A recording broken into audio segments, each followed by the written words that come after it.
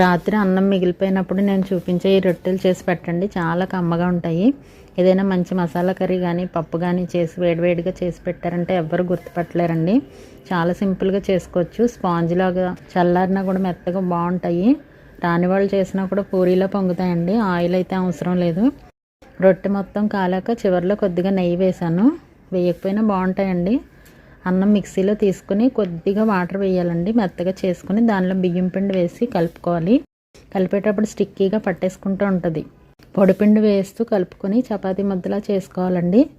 ముందే చేత్తో కాకుండా ముందు గరిటెతో కలుపుకోండి, తర్వాత చేత్తో కలుపుకొని ముద్దలా చేసుకోండి.